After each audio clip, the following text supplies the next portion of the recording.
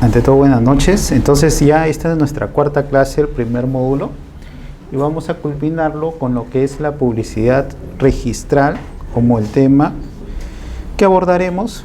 Y bueno, recordando un poco, las primeras clases habíamos dicho que nuestra publicidad, a diferencia de una publicidad general, es una publicidad jurídica, cuyos efectos traían referencias de cognoscibilidad, dar a conocer. ¿Se acuerdan que dije? El fin de registros es dar a conocer, ¿no? Que todos conozcan, que sirva como prueba. Y también dar certeza, una apariencia de verdad, por eso se llama verdad oficial, ¿no? En ese sentido, registros contribuye a esa exteriorización para que la gente pueda contratar. Y esto mueve lo que se llama, pues, las transacciones financieras, la actividad económica. Registros protege los derechos también. Habíamos hecho referencia a que los derechos sustantivos están, el libro de registros está dentro del Código Civil como un efecto de proteger estos derechos sustantivos comprendidos en nuestra norma. Y de ahí que registros se dice, ¿no?, que tiene una vertiente de seguridad jurídica dinámica en cuanto a nosotros los terceros que queremos contratar en base a lo que registros publicita, y estática en referencia a aquellos titulares de esos derechos que son protegidos, ¿no? Un propietario, en todo caso, su derecho de propiedad está protegido y no se puede inscribir una transferencia de dominio o en todo caso una afectación sin su consentimiento. Y esa es la diferencia de registros en sí, la finalidad de registros, lo que busca registros, y que lo diferencia de una publicidad general, ¿no? La publicidad general en sí solo da a conocer un hecho, pero no le da estos efectos jurídicos.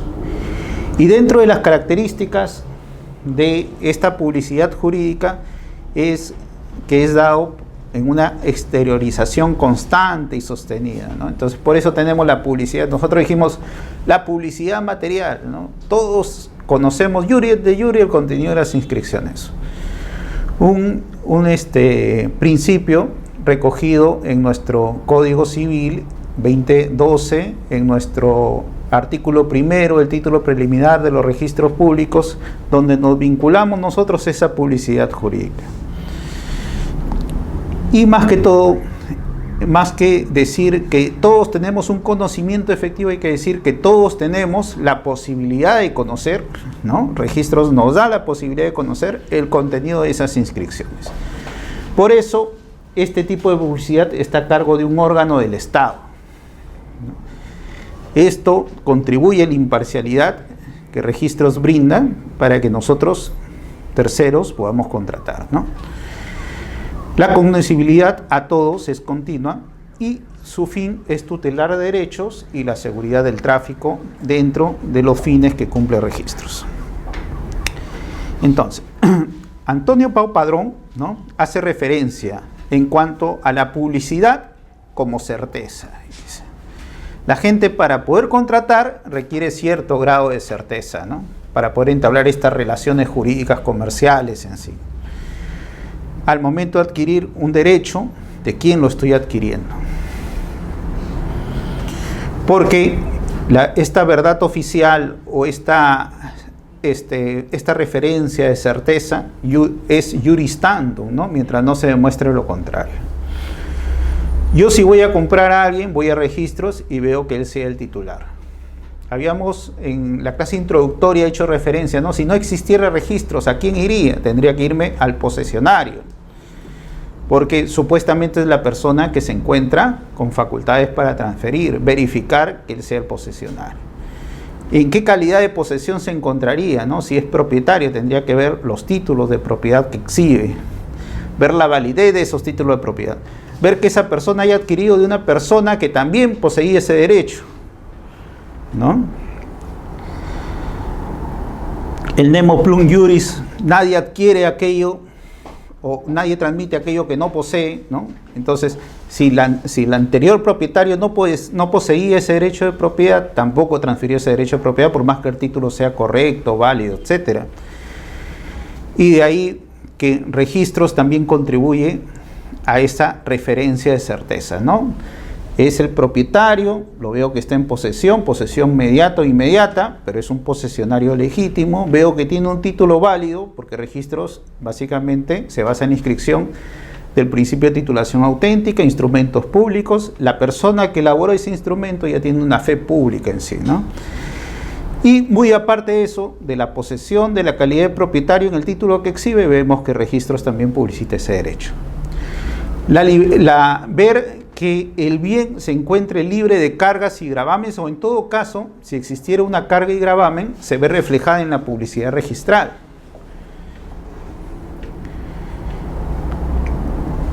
Habíamos hablado de los orígenes del derecho registral en España, el derecho hipotecario, que buscaba reflejar aquellas cargas y gravámenes ocultas que podría tener un bien en base a esta publicidad jurídica de registros, ¿no?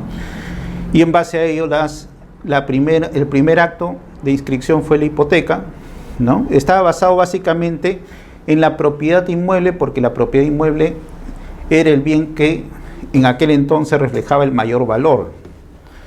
Y después se extendió a otros registros, dada la importancia que obtuvo en esta publicidad dinámica, a otros bienes que, no siendo inmuebles ahora, incluso tienen mayor valor, ¿no? Y se puede contemplar ahí las facultades de la persona que refiere tener ese derecho, si estoy en calidad de propietario, en calidad de arrendatario, en calidad de usufructuario, etc. Y esa es la certeza que brinda registros en sí.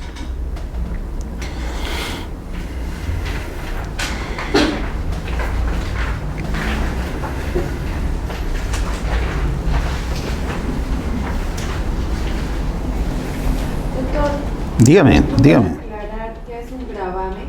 ¿Qué significa y cuándo se da? Claro.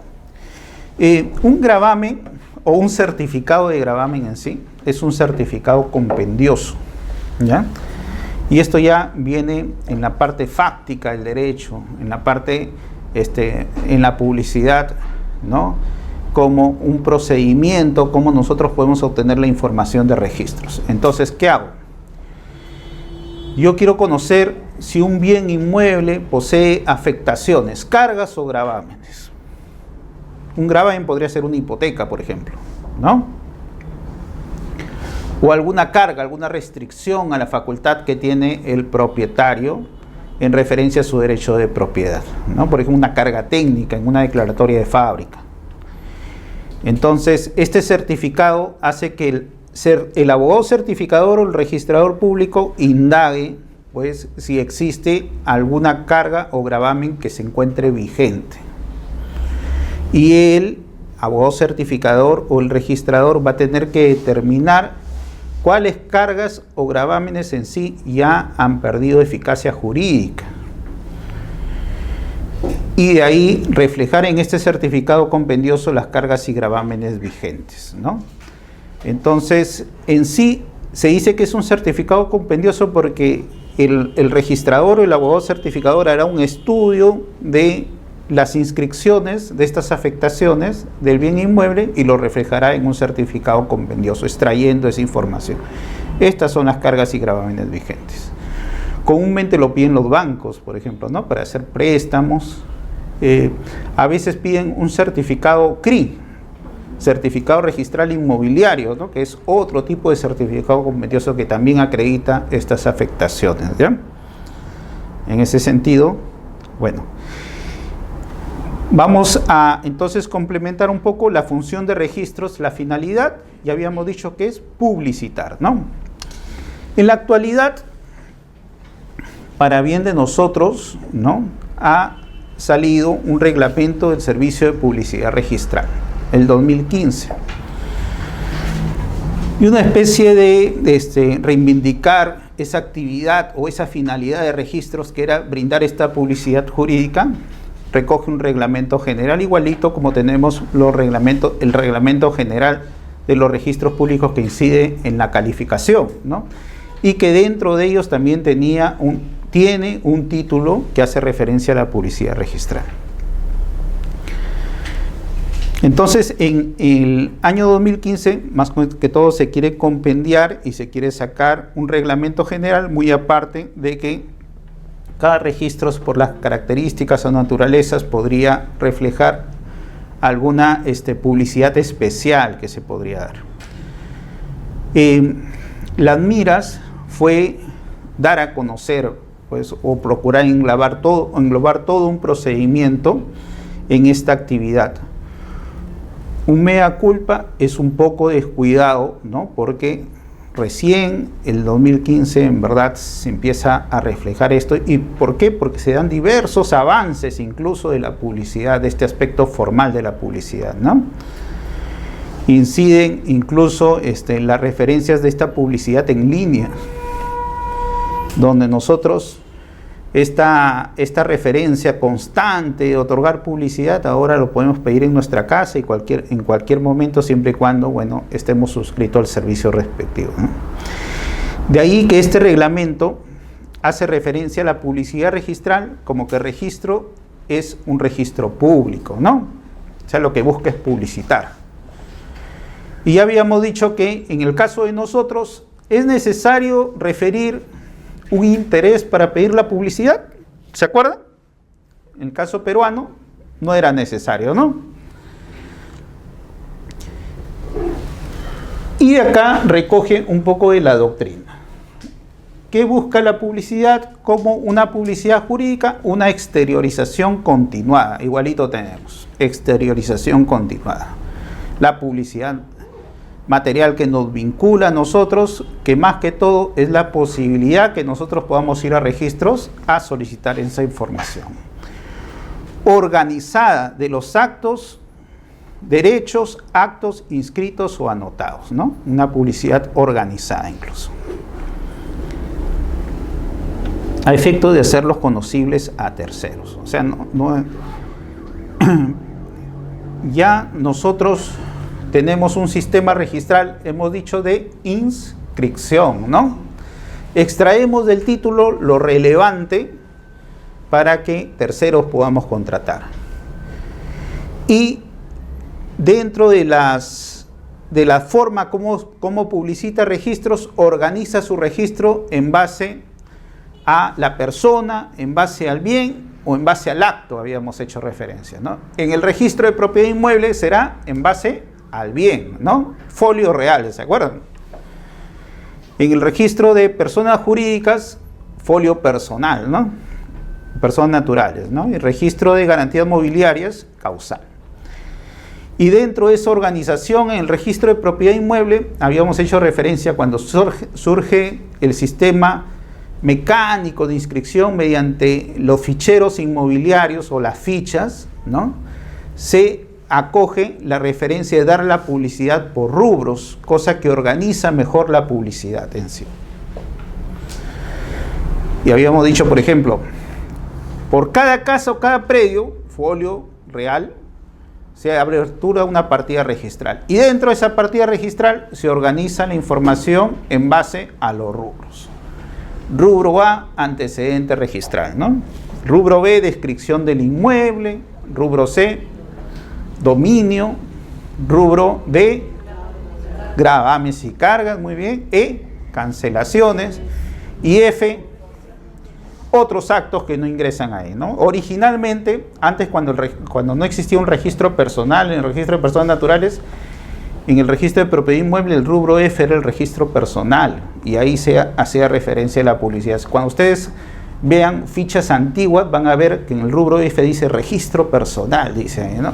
Ahora ya lo tenemos en un registro especial en personas naturales. Y de ahí ven que la información se empieza a dar en forma organizada a efecto de hacerlo conocibles. Su finalidad, otorgar seguridad jurídica a terceros. Esa seguridad jurídica dinámica, ¿no? De los derechos y actos registrados. Ahora, registros puede extender cualquier acto de derecho. No, no es cerrado. Solo aquellos que son importantes para el desarrollo inmobiliario o el tráfico en todo caso, ¿ya? Entonces, dentro de estas características vemos un registro organizado, donde, en este caso, ¿no?, la SUNAR, que es el órgano de gestión, establece todo un sistema nacional de los registros públicos, integrando diversos registros jurídicos en un mismo sistema, ¿no?, y poco a poco lo va acoplando.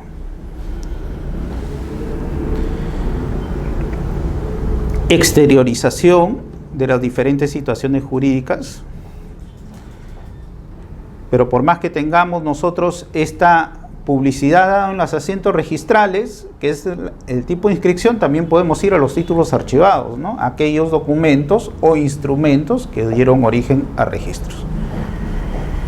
Y cognoscible busca que terceros tengan el conocimiento efectivo, que está hecho referencia básicamente a la posibilidad de conocer, y así hay que interpretarlo, ¿no?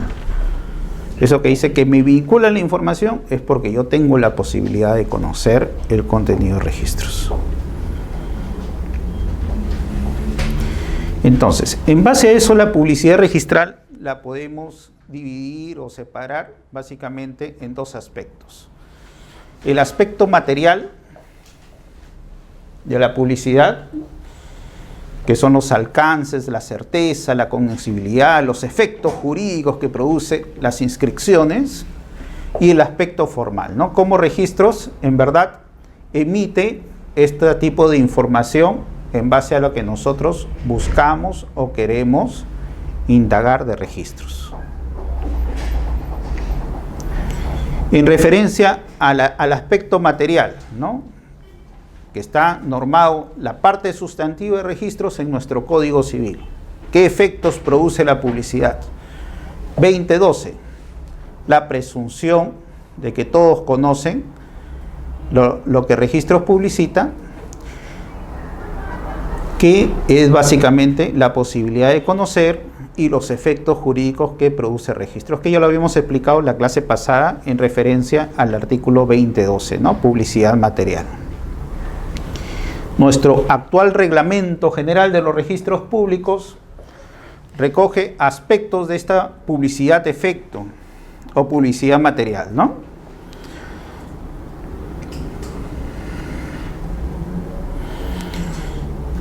Que está íntimamente ligado. No se puede decir que tú conoces si no tienes la posibilidad de conocer. Y por eso es que está normado así en nuestro artículo 1 y artículo 2 del Reglamento General de los Registros Públicos en el título preliminar.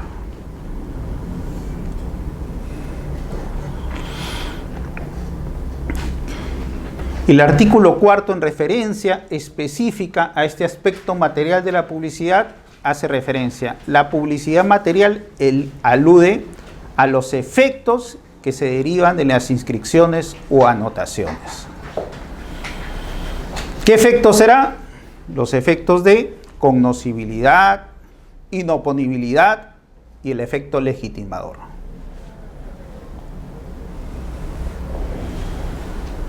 Acá creo que se me ha sobrepuesto.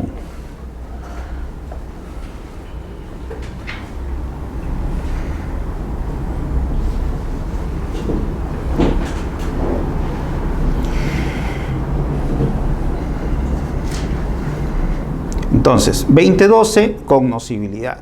2022, inoponibilidad, ¿no?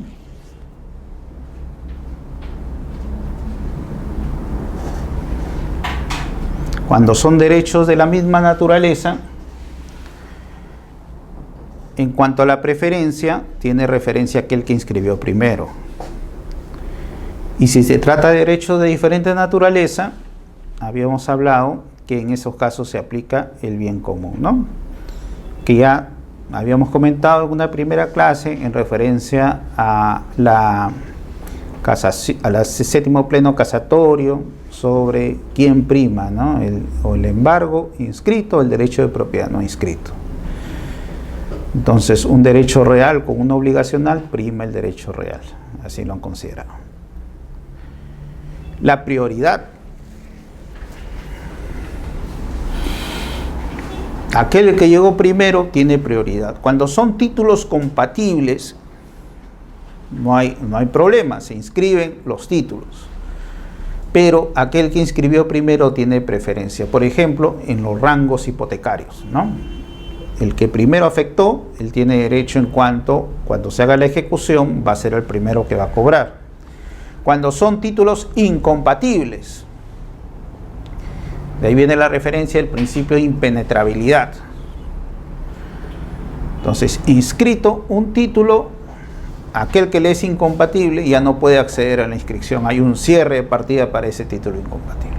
Si A vendió a B y A vendió a C, y C inscribe primero, ¿no? B ya no podrá acceder a registros en referencia a este principio de impenetrabilidad. Principio de legitimación, efecto de la publicidad material, estamos viendo, ¿no? Principio de la legitimación. El contenido del asiento registral, hay una presunción, iuris tantum, ¿no? Se presume cierto y produce todos sus efectos mientras no se rectifique por las instancias registrales.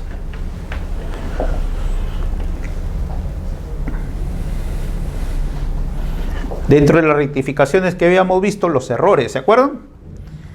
Errores materiales y errores de concepto. Si yo veo que han escrito mal mi nombre, ¿no? Por ejemplo, mi apellido Guarnis con H, lo escribieron con G, entonces voy a registros y pido la rectificación de ese error. ¿Ese qué tipo de error sería? Un error material, ¿no? ¿Tiene costo? No tiene costo. ¿Es necesario que yo me acerque a registros para pedir esa rectificación? No, lo puedo hacer por internet también. Y sale en el sistema del registrador. Ahí el registrador tiene un plazo abreviado para rectificar ese error, ¿no? La idea es no causar perjuicios, ¿no? En base a la labor registral. Por eso es que dicen de un día, en el mismo día o hasta el tercer día, ¿no? Y ahí hay que realizar esa rectificación. Ahora, sin embargo, si dicen que yo adquirí el bien por compra-venta y fue una donación en verdad, ¿qué tipo de error sería? Error de concepto, ¿no? Que ahí ha habido quizá una mala interpretación por parte del registrador público en referencia a eso, ¿no? Que también se puede rectificar en mérito al título archivado, sí, cuando es claro, el registrador lo rectifica. Pero ¿qué pasa si es que seguro en la escritura pública arriba decía compra-venta y abajo decía está dando a título gratuito y al final no? Hacía referencia que no se sabe si pagó o no pagó. Entonces ahí sí se necesitará un título aclaratorio en su caso. Y si alguna de las partes ya no quiere participar, yo ya te vendí, no quiero saber nada de eso, puede ir a las instancias judiciales en su caso para aclarar ese error, ¿no? Entonces, esos errores de concepto, cuando hay un documento que necesita para ser aclarado, entonces esos sí tienen un costo. Y ahí sí hay que pagar un derecho para rectificar esos asientos. Ahora también, muy aparte de los errores, porque los errores son humanos, ¿no? Aquellos donde ha participado el registrador en el desempeño de su función.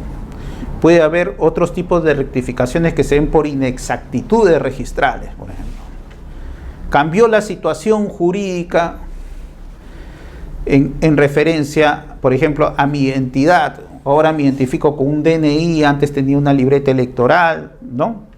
En referencia a eso. Entonces, como un certificado, ¿no? Podría aclararlo, simplemente esa referencia. Lo que es frecuente es que a veces las personas dicen, antes lo compró como soltero, pero ahora es casado, rectifica esa inexactitud. Hay que tener cuidado en referencia a eso.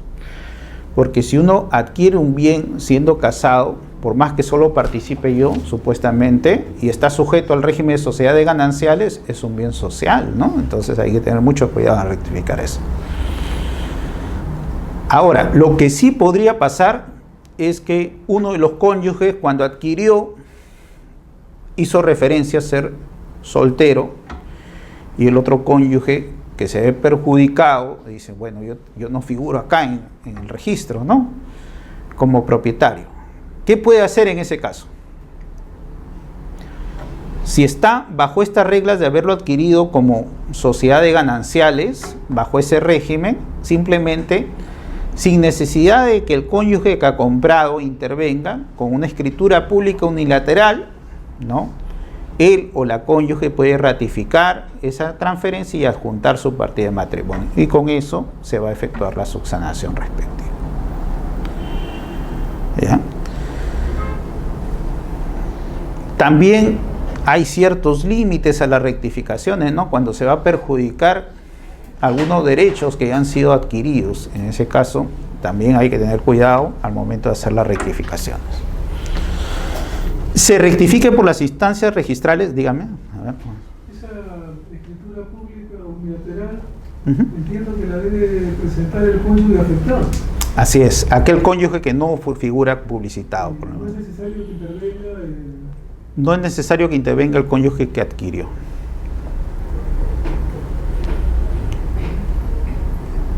Y la otra parte tampoco, el que, o sea, en ese caso el vendedor, el comprador tampoco. Tampoco. Una ratificación. ¿Cuál sería la denominación de la escritura pública? Escritura pública unilateral nomás, de conformidad o de ratificación de compra-venta. Y en base a eso, ¿sí? Lo que sí hay que tener presente, y ya la jurisprudencia lo ha determinado, es cuando la adquisición ha sido por un acto de saneamiento por COFOPRI, por ejemplo, ¿no? Entonces, ¿qué pasa? COFOPRI, dentro de sus procesos de saneamiento, al final adjudicaba a una persona, ¿no? Pero en ese proceso, COFOPRI, lo que se producía en verdad era una especie de prescripción, una especie de saneamiento administrativo. Entonces, muchas veces en los asentamientos humanos y pueblos jóvenes, ¿no?, se iba y decía, usted es casada, le decía la señora, sí, su esposo, ¿dónde estará? ¿No? Desapareció, no sé qué pasó. Entonces adjudica, pero ahí adjudica a título gratuito, como una especie de saneamiento, ¿ya? Y en todo caso, ahí, al no estar el cónyuge en la posesión por haber adquirido la propiedad, como este tipo de prescripción administrativa que se puede dar, en su caso ese bien es propio. Ahí sí no cabe que después venga el esposo y diga, ratifico, ¿no?, es la adquisición de este derecho y adjunto mi partida de matrimonio para yo también aparecer como propietario. Ahí sí no cabe ese supuesto. ¿Ya? Hay problemas bastante. Sí, se da bastante problemas, Porque llega el esposo y dice, que me han negado mi propiedad. Sí, pues, pero en todo caso, ahí el que tiene que intervenir es el ente formalizador. El mismo COFOPRI tiene que venir y adjuntar en todo caso u ordenar que se realice esa inscripción o transferencia y a favor de ambos. COFOPRI, entiendo que se basa en un reglamento de COFOPRI. Por jerarquía de las normas no podría estar por encima de una ley del Código Civil. Sí. Y la prescripción no puede ser otorgada tan fácilmente de oficio. Así es. Y prestándose a la mala fe que podría generar un título auténtico. La verdad es que hay una crítica en referencia al usucapión, ¿no? Si la usucapión supuestamente uno lo adquiere por la posesión, no es una adquisición derivada, sino es una adquisición originaria, como puede ser la aprehensión, la caza, la pesca, etcétera, ¿no? Entonces, tipos de adquisición originaria. Entonces, la posesión es la que te da el derecho de propiedad y transforma el tiempo y las condiciones a un posesionario en un propietario. ¿Estaría obligada la persona que quiere, digamos, asumir este derecho a aprobar la ausencia del cónyuge? Claro, sí. O sea que no es solamente la palabra. No solo debería ser eso, ¿no? Porque puede hacer, de ahí viene la referencia, puede hacer que el esposo esté de viaje porque está trabajando, ¿no? Y le está mandando dinero y en todo caso ella está representando a la sociedad. Me pregunto usted que tiene experiencia en eso. Ya. Cuando pasa el personal de COFOPRI, ¿es suficiente que la señora diga o el señor diga o le van a solicitar algunos documentos que acredite que tiene por lo menos una constancia de abandono de hogar de 5 años o algo parecido? Lo que pasa es que eso ya está mucho en la elaboración del expediente y cada caso es un caso particular. Entonces ellos recopilan esa información y evalúan y en base a eso brindan la información a registros. A nosotros lo que nos llega es simplemente la relación, ¿no?, de predios y a quiénes se va a entablar. Ahora, pero viéndolo desde el punto de vista del derecho, entonces analizándolo desde el punto de vista del derecho, ¿no? Si la señora, supongamos, ¿no?, abandonada hace 20 años y adquirió la posesión en un asentamiento humano y vinieron y la formalizaron solo a ella con su condición de casada. Entonces, ahí ella ganó el derecho de propiedad por la posesión. El esposo alguna vez tuvo esa posesión. Ahora, cuando nuestra normativa civil nos habla de la posesión, tiende un poco a decir no solo a la posibilidad de poseer, sino a la posesión fáctica, de hecho. O sea, aquel que está poseyendo, de hecho, ¿no? Claro, o sea... Dándole crédito a ese comportamiento de COFOPRI, entonces un señor, una señora que tiene su cónyuge, y en ese momento se peleó con el cónyuge o simplemente metió esa noche al amante o al amante y se declara a ella como casada con el amante y lo declara a los dos copropietarios. Todo sería, claro, ahí van a tener que evaluar, porque no solo es la declaración de ella, sino entra la declaración de 3 testigos mayores de 25 años, que sean vecinos. Entonces, la posesión que ella, los documentos que ella demuestre la posesión, cómo lo ha adquirido, cómo lo ha hecho. Claro, no solo es eso, sino, como le digo, es todo un expediente que se va formando y en referencia a eso es que ellos determinan a quién corresponde la posesión. Y cada caso, como le digo, es particular en referencia a eso. Por su parte, la usucapión, por ejemplo, el Tribunal Registral del Registro de Propiedad Inmueble, ¿no?, ha contemplado una forma diferente de interpretación. Ahí dice que hay una representación, por más que sea solo la cónyuge, supuestamente ahí está interviniendo la sociedad conyugal, ¿no? Y en base a eso, por alcances de esta interpretación, sí se titula a nombre de ambos, por más que solo ella haya intervenido en el proceso de prescripción. Cuando estamos hablando de prescripciones judiciales, notariales, ¿no? Y así es como se interpreta. En base al proceso de saneamiento ya hay una entidad administrativa que es la que evalúa eso y ellos van a determinar, pues, a quién se va a titular. Ellos lo que tienen la referencia es que, en su caso, aquella persona, si solo la esposa tuvo la posesión fáctica y demostrando con todos esos documentos, entonces, y con los testigos y todo el proceso, ahí se va a determinar que solo es ella. ¿Ya? Doctor, dígame. ¿es posible sacar un título de propiedad? Claro. Mucha gente dice, a veces viene, en la institución, en el área de búsqueda, y dice, señorita, quiero sacar mi título de propiedad.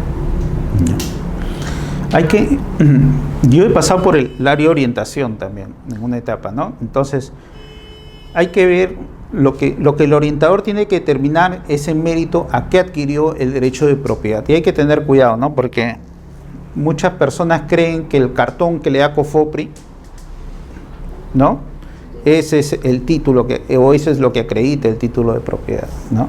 Y no saben que detrás de eso hay todo un expediente. Pues claro, que ese es el representativo, es como una anotación de inscripción. Aquí está, tu predio está inscrito. Entonces, mucha gente que adquiere por compra-venta, al final quiere su cartoncito de COFOPRI, ¿no? Entonces, no es así, pues. Entonces, ahí tú tienes que indagar. Bueno, vamos a ver usted cómo adquirió. Y lees el asiento registral, ¿no? Lo adquirió por compra-venta en mérito a la escritura pública. Entonces, su título de propiedad, señora, en este caso, es la escritura pública que usted lo hizo ante notario. ¿Ya? Si fue dentro del proceso de saneamiento, ahí sí, quizá lo que conste en registros públicos va a ser al final la orden de registros, que es la copia de ese cartón, ¿no?, que dice COFOPRI. Si fue por una prescripción municipal, supongamos, ¿no?, va a ser en todo caso el título de propiedad, la adjudicación que le dio la municipalidad en su oportunidad, ¿no? Entonces hay que ver, si fue en un proceso por prescripción adquisitiva de dominio, quizá la escritura pública que emitió el notario, ese va a ser su título de propiedad. Pero es referencial, porque ¿quién le pide el título? O sea, ellos se matan porque depende con el título van a hacer cualquier trámite. También es el... La copia literal, caballero, ese es lo que representa. ¿Qué pasa si el título yo lo rompo, lo parto, que ya no eres dueño? No, me dice. Claro. Pero en todo caso sería mejor la copia literal, ahí sale la característica del inmueble. Sí, sí. Porque sacar el título, explicar el archivado, la cosa está con la partida Sí. y peor lo mareamos.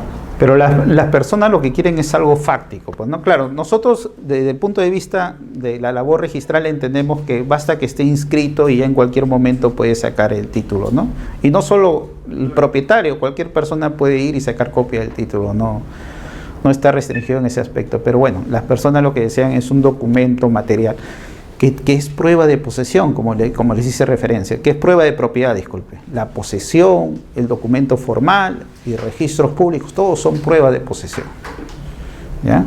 ¿Cuál es el artículo que estipula la referencia que hace usted de ese tipo de usucapio que siendo casado lo titule a uno solo?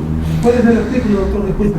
Claro, no está básicamente así como un artículo, pero está interpretativo en cuanto qué son bienes propios y qué son bienes conyugales dentro de la sociedad conyugal, o sea, dentro del matrimonio. El Código Civil establece bienes propios, pero nosotros como personas que trabajamos en el derecho tenemos que basarnos en entonces en la reglamentación específica que permita COFOPRE. A ver, permítame. Entonces, cuando uno hace el análisis de esos documentos, de ese artículo dice, aquellos adquiridos a título oneroso, ¿ya? Son bienes propios. Está en el inciso tercero. A títulos, disculpe, a títulos gratuitos, ¿no? Y aquellos adquiridos a título oneroso son supuestos, claro. Pero específicamente, para que lo titule así, COFOPRE tiene que tener una norma administrativa, porque no puede aplicar tan alegremente esa norma del Código Civil y decir gratuito si es casado. Ya, ahora vamos a partir, o sea, la interpretación que hacen los del Tribunal Registral. Y en todo caso la otra interpretación que también cabe, ¿no? Dice, si es a título gratuito, es bien propio. Ya, entonces partiendo de ahí, la usucapión se adquiere a título gratuito o a título oneroso. Definitivamente por el tiempo, título gratuito.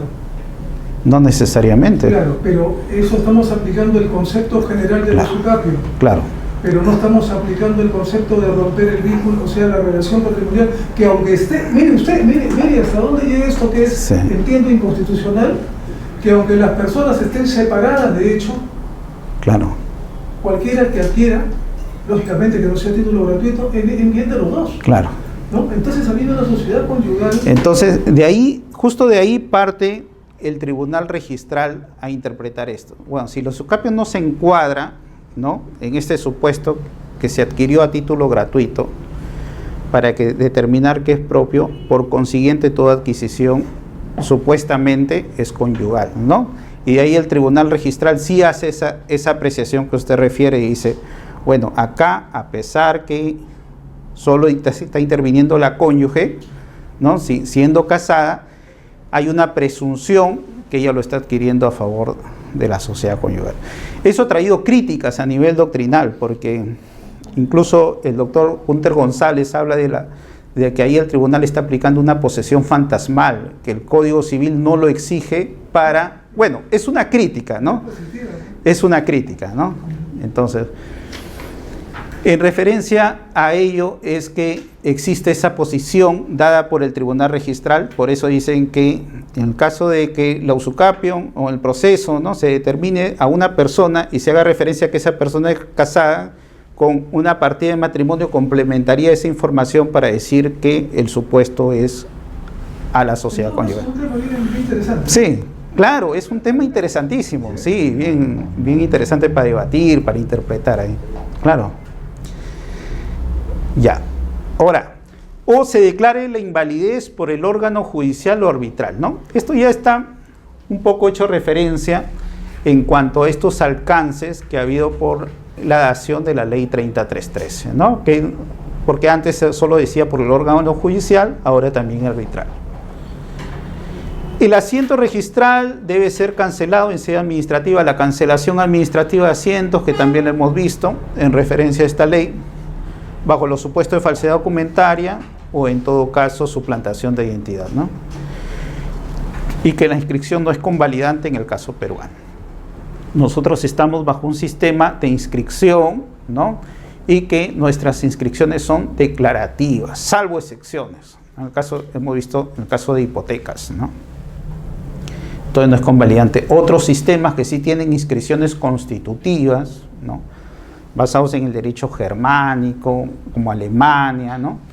O en todo caso el sistema Torrens, donde ahí sí es convalidante, ya los efectos de la inscripción no necesariamente están ligados al título y por eso tienen un valor constitutivo las inscripciones. De nosotros, si cae el título, cae la inscripción, ¿no? Tanto así que si se declara la nulidad del título, también se cancela el asiento de inscripción, porque no tiene la causa que va a originar a este tipo de publicidad. Otro principio, el principio de buena fe pública registral, como le digo, efecto de la inscripción en referencia a la publicidad material, ¿no? El que adquiere a título oneroso, condición, título oneroso, algún derecho que en persona aparece con facultades para otorgarlo, mantiene su adquisición una vez inscrito su derecho. Y aquí también habíamos hecho referencia un poco a la crítica que se hace en cuanto a que si existe una suplantación de identidad sin que yo me dé mi consentimiento y de ahí otro lo adquiere de buena fe, al final yo salgo perjudicado perdiendo mi propiedad, ¿no? Entonces un poco la crítica a la norma en ese sentido.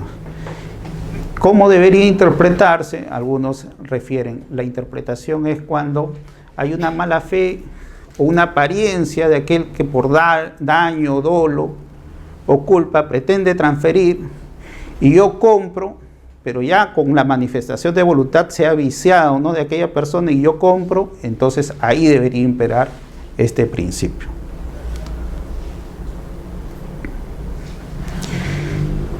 Y saliendo ya de nuestro enfoque de la publicidad material, vamos al enfoque de la publicidad formal. Profesor, antes de que salga de la... Claro, dígame. a mí no tengo claro todavía A ver. cuál es la diferencia de un CRI y de una partida registral, una cooperativa. Vamos a verlo porque justo esto es lo que vamos a enfocar, la publicidad formal, que son los certificados, que son las partidas registrales. Entonces, la publicidad formal son los medios por los cuales se da esta información, se brinda esta información, ¿no? Y hemos visto que el soporte papel, ¿no?, ya ha sido superado por la tecnología y actualmente se da información a través de medios electrónicos, tanto a nivel registral y a nivel notarial también, ¿no? Porque en notarial también tenemos los partes electrónicos que se brindan a registros. Entonces, toda esta información del archivo registral, básicamente, es lo que está al alcance de nosotros, ¿no? De las partidas registrales y del archivo registral. ¿Y qué comprende el archivo registral? Las partidas registrales, en primer lugar. Las partidas registrales, básicamente, es cómo se organiza la información por el principio de especialidad, en base a registros, ¿no? En el registro de propiedad inmueble, ¿cómo se organiza bajo este principio de especialidad? Por el folio real. Entonces, por cada predio, por cada casa, se apertura una partida registral. La primera vez que se inscribe un predio a registros, a eso se llama inmatriculación, ¿ya? Es el primer acceso que tiene registros. Y dentro de las partidas registrales es donde se va haciendo referencia, ¿no? ¿Cómo es esto? Se va haciendo referencia a esta información. Entonces, por cada predio o cada casa se apertura una partida electrónica. En la actualidad se llama partida electrónica, ¿no? Que podía ser, antes estaban en tomos, después estuvieron en fichas, ¿no? O en partidas registrales.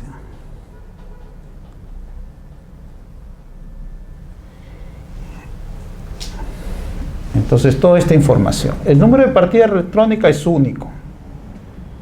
Y ustedes, cuando tengan información del número de partidas electrónicas, ¿no?, a ustedes le pueden pedir, yo quiero los asientos electrónicos o los asientos registrales. Entonces ustedes ya saben, desde que hubo este tipo de formación por computadora, entonces quieren todos esos asientos. Pero yo quiero los antecedentes desde que se inscribió.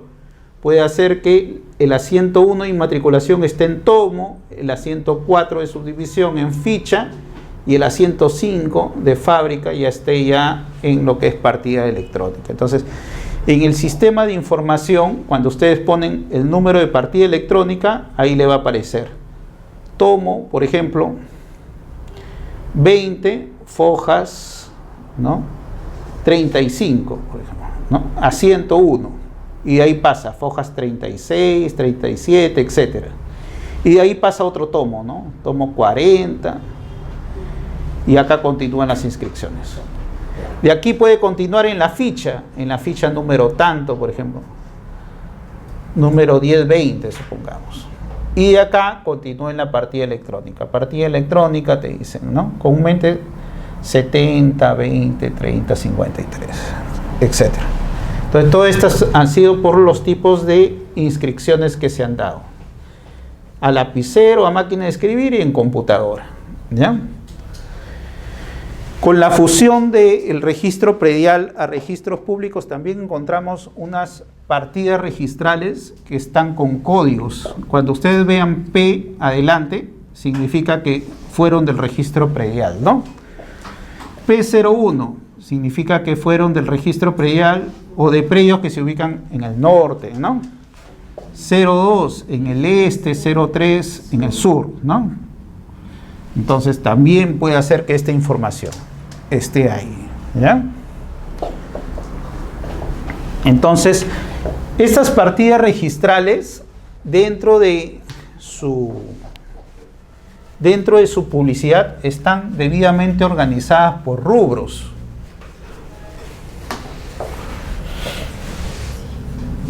Por rubros, ¿no? Y acá tenemos más o menos una ficha sería así, ¿no?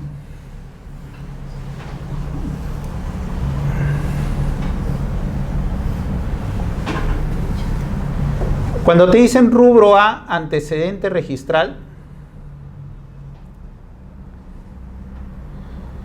te indica la partida matriz, básicamente. O sea, de dónde ha sido independizada esta partida, ¿ya?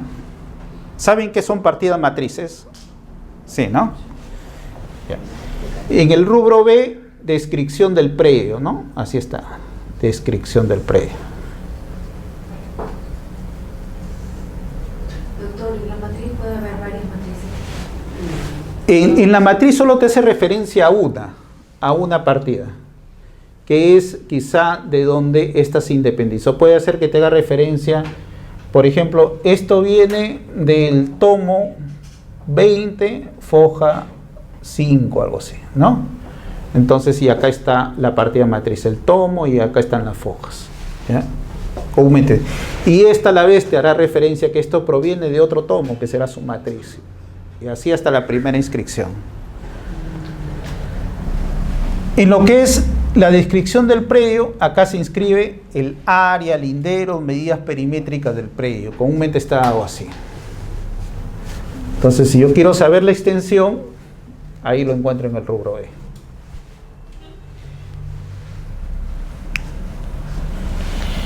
Por ejemplo, acá está la descripción del predio, ¿no?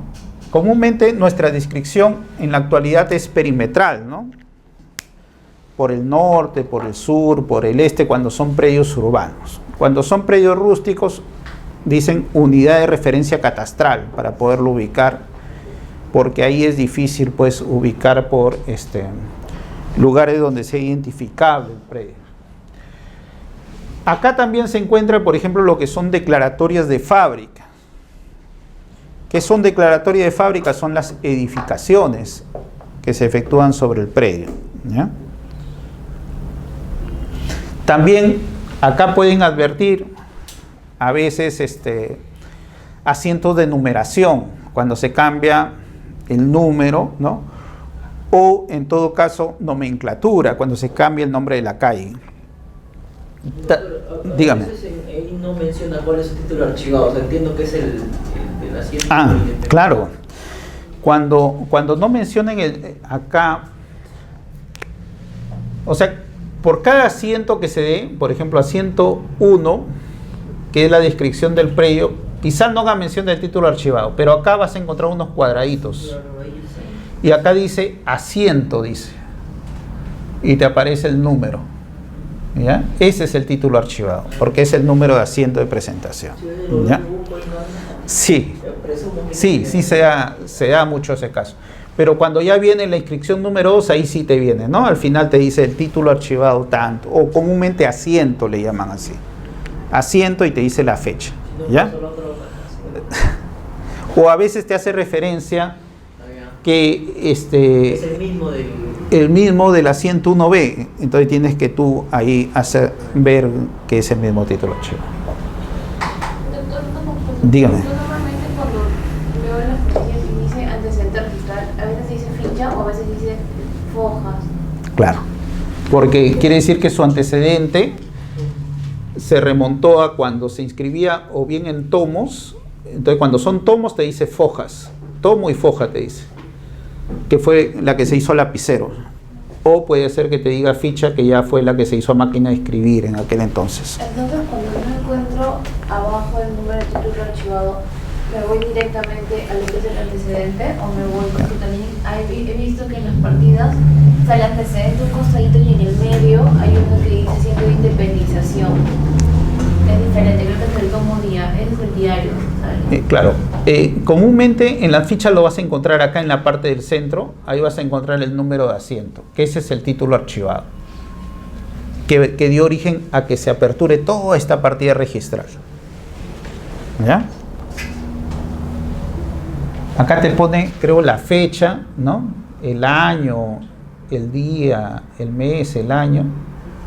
Y ahí te dice número de asiento, número tanto.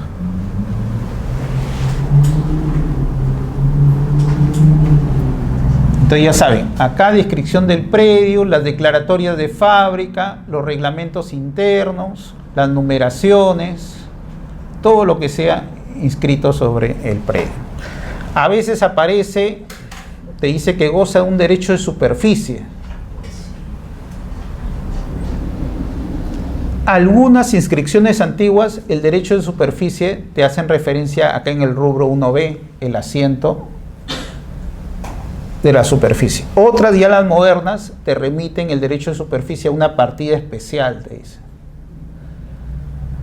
que tiene vinculación, solo que se le ha querido aclarar o diferenciar los derechos de ese derecho de superficie de los derechos del terreno que todavía quedan acá, ¿ya? Porque la superficie puede ser edificaciones sobre o bajo el terreno. Acá en el rubro C viene lo que son dominios, ¿no?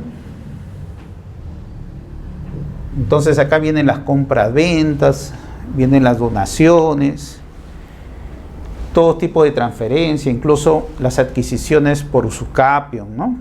Por prescripciones. El rubro D, cargas y gravámenes.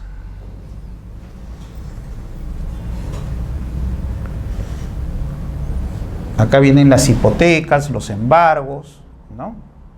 A veces hay hipotecas que están inscritos en el rubro D y te dicen que en mérito de esa hipoteca unilateral se ha creado un título de crédito hipotecario negociable, un TCHN. Sí, entonces tienen una inscripción acá de una hipoteca y acá tienen la creación de lo que es el TCHN en el rubro B, ¿ya? Y están ligadas estas inscripciones así. Esto para darle rango y esto para hacer el título valor en sí, que va a dar, se puede endosar o se puede transferir. ¿Podría ahondar más la diferencia entre cargas y gravámenes, doctor? Claro. Comúnmente las cargas son restricciones al derecho de propiedad. Entonces, restricciones, ¿no? Por ejemplo, el hecho de que falte, supongamos, brindar aportes reglamentarios, una carga. O en todo caso, que la edificación no ha cumplido los parámetros urbanísticos, otra carga. ¿Ya? Sin embargo, los gravámenes ya es cuando son garantías que se van a ejecutar sobre el bien al final, van a traer alguna ejecución del bien. ¿Ya? Esa es la diferencia. Acá en el rubro E vienen lo que son las cancelaciones.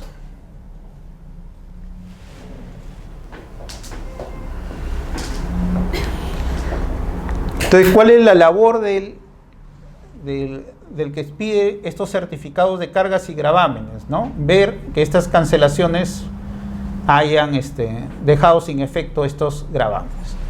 O a veces, por el tiempo, estas cargas y gravámenes ya caducaron. Entonces, él tiene que decir cuáles todavía tienen vigencia y cuáles no. ¿Ya? Y acá en el rubro F, como le digo, vienen otros actos. Puede ser que sean actos que han sido ordenados por el juez, ¿no? Que se inscriban, o que en todo caso no calcen en ninguno de estos rubros. Entonces, esos son las partidas registrales basados en el principio de especialidad, que se pueden, como les hago referencia, ¿no? En el caso peruano, en registro de propiedad de inmuebles por el folio real, básicamente.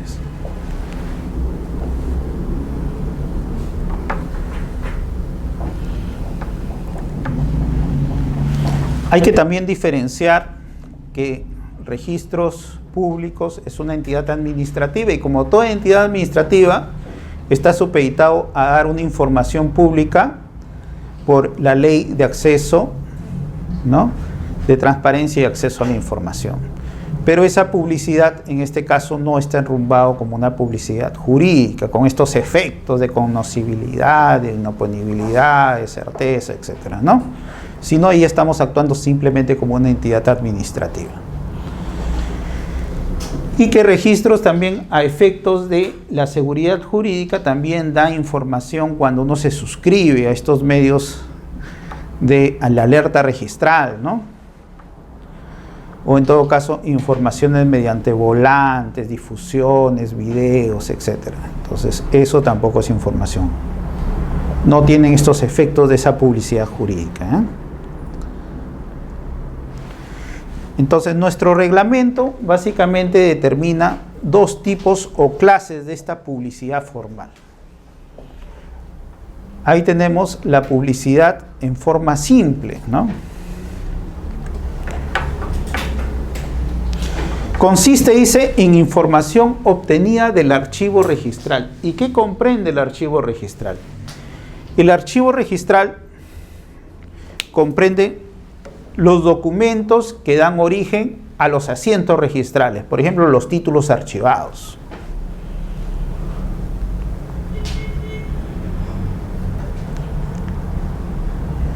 Comprenden los índices, ¿no? O sea, cómo se está organizando la información que goza de esa publicidad jurídica en las fichas registrales.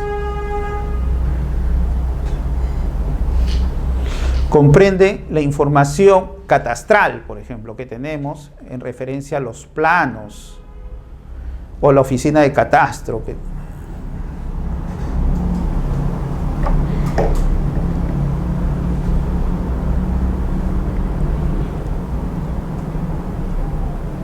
Muy aparte de las partidas registrales también, ¿no? Estén en tomos, estén en fichas, estén en partidas electrónicas, toda esa información es parte de nuestros archivos registrales. La diferencia es que en cuanto a la información simple es una información directa, ¿no? Yo la puedo obtener solicitando al cajero una impresión de una partida, entonces es una información simple. O puedo visualizarlo por los módulos de visualización de partida, ¿no? Este tipo de información simple, como no participa un servidor responsable, entonces muchas veces puede ser que el asiento sea un asiento incompleto, no esté suscrito, o en todo caso no preste la claridad debida al certificado, ¿no? O la información brindada. Tampoco sirve de prueba para efectos de procesos administrativos, judiciales o notariales, ¿no? Comúnmente ahí le van a pedir información o en todo caso publicidad certificada. Entonces, mucho cuidado cuando ustedes les hagan referencia a eso, ¿no? Le pidan orientación. Voy a hacer un trámite judicial. Entonces, no es por el costo, sino es por el valor del documento, ¿ya? Y la publicidad certificada, ¿no?, básicamente es aquella que es expedida por un registrador o por un abogado certificador o certificador en su caso, ¿ya? Entonces ahí sí interviene un servidor responsable de la información, ¿no? Y esto sí sirve para brindar publicidad con esa certeza, pues, en estos procesos administrativos, judiciales, ¿no?, notariales en sí. Por eso se dice que no es una publicidad directa, sino es una publicidad indirecta, porque no es que va dirigido a los solicitantes, sino va dirigido a la autoridad en sí, o a quien lo va a evaluar, ¿no? Entonces, publicidad directa, publicidad indirecta, ¿no?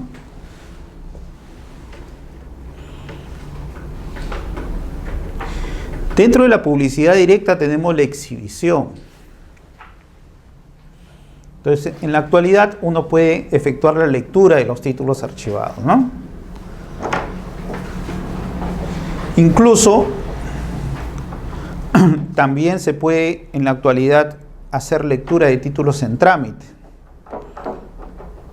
Ya cuando entre en vigor el reglamento de la ley 3313, incluso se va a poder pedir copias certificadas de esos títulos en trámite para ir a la autoridad que supuestamente emitió el documento y decirle que realice la oposición en el procedimiento respectivo. Se puede dar por exhibición y se puede dar por visualización de partidas y títulos archivados en formatos digitales, ¿no? Entonces, en documentos físicos o en todo caso en documentos electrónicos o digitales.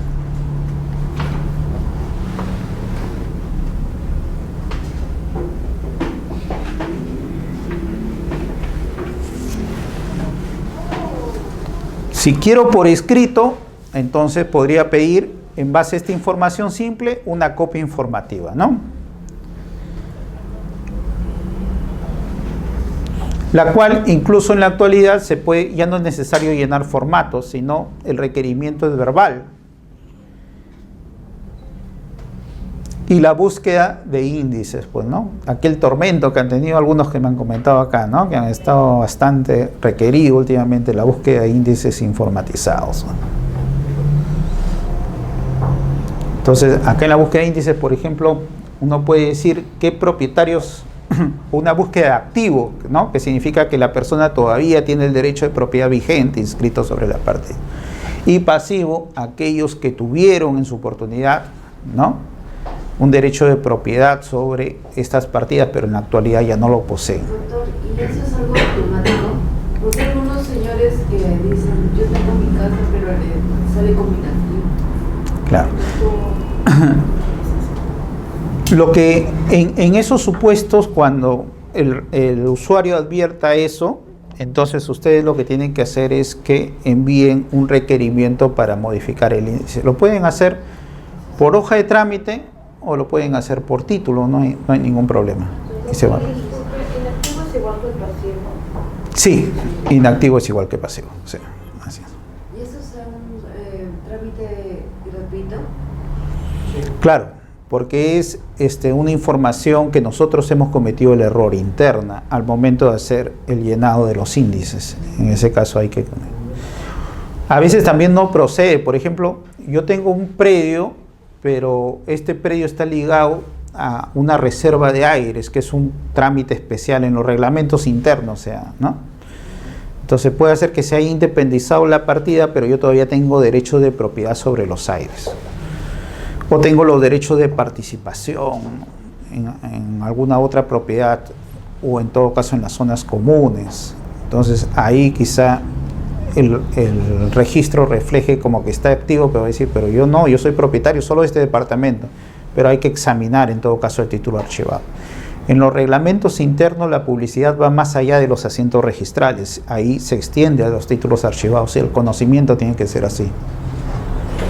También creo que hay que ver por el hecho de que a veces sale como negativo porque es con propiedad también. Porque a mí me han explicado eso en el momento, por ejemplo, con acciones y derechos, y son varios, me va a salir como inactivo, porque no es propietario de todo. Pero debería salir como activo, ¿eh? Debería salir.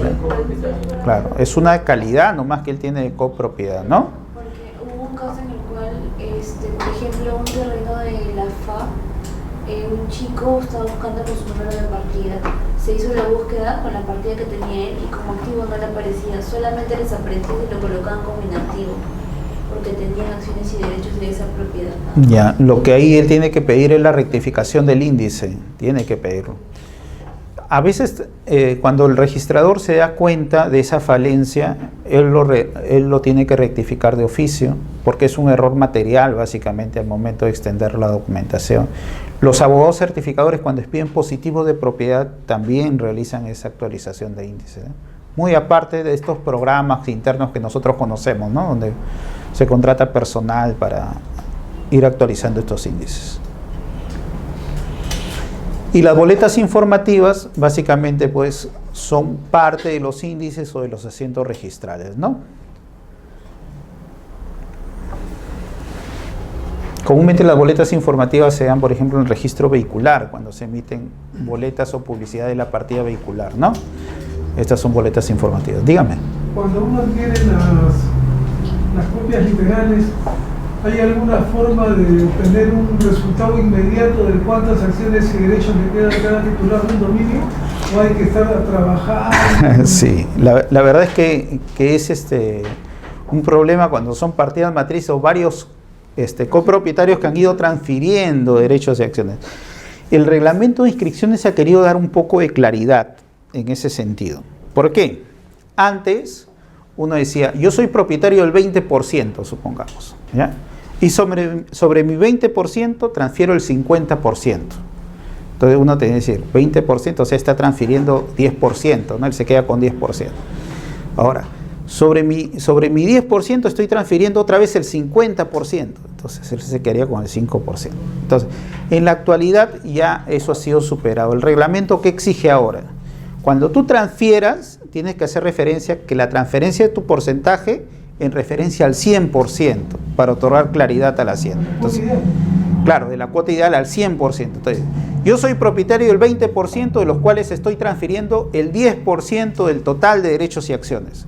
Entonces ahí ya da más claridad que él actualmente conserva el 10%. Pero no hay un resumen donde, por ejemplo, hay parcelas que tienen, por decir, 8 hectáreas, 4 hectáreas.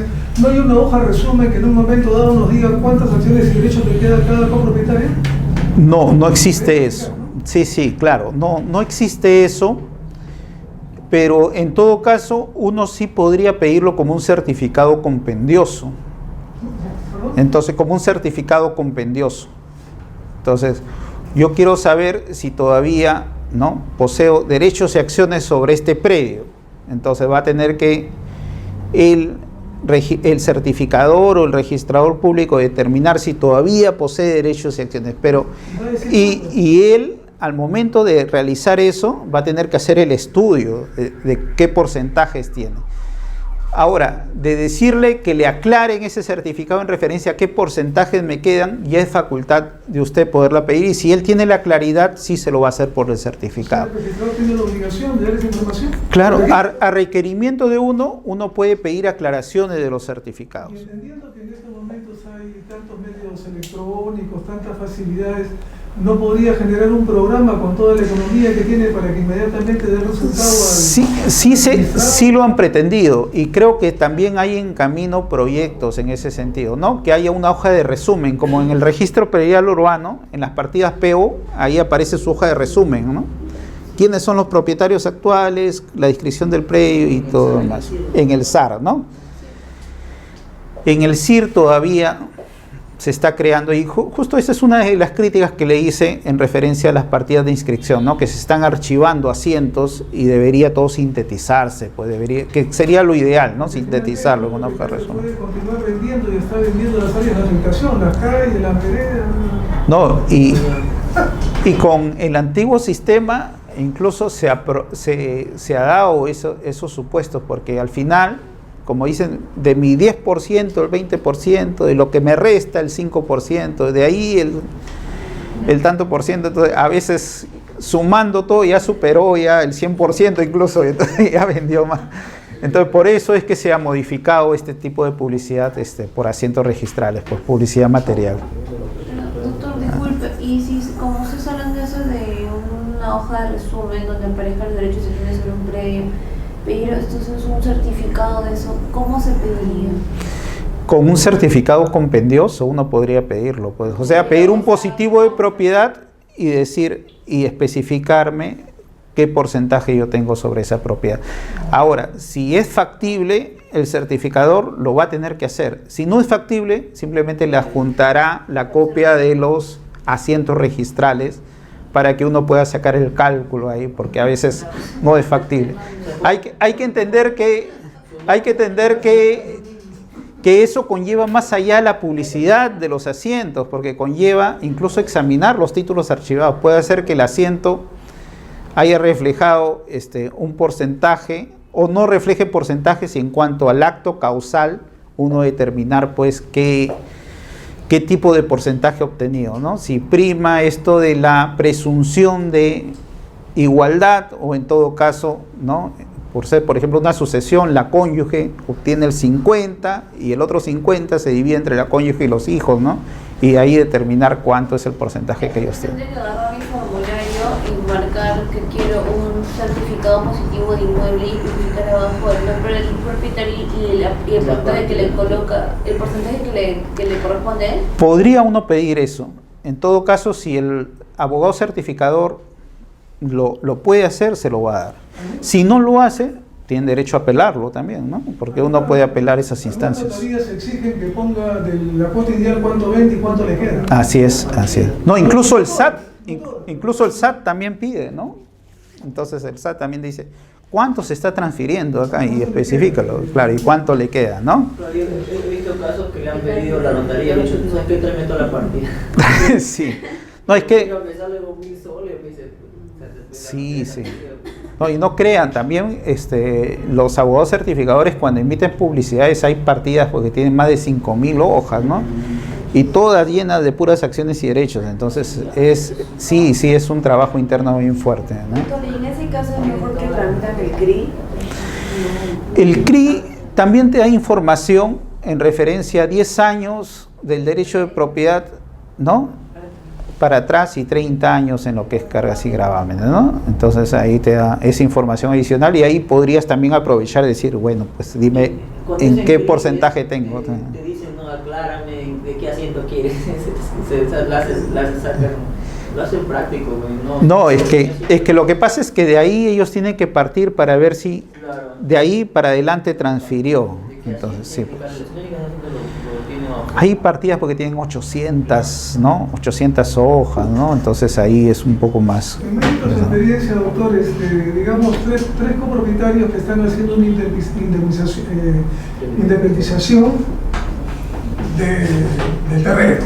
¿Ya? Copropietarios. Pero en el transcurso del proceso, uno de ellos hace 2 ventas. ¿Ya? Entonces ya no son 3 titulares, digamos, son 5 o 3 ventas, 6 titulares.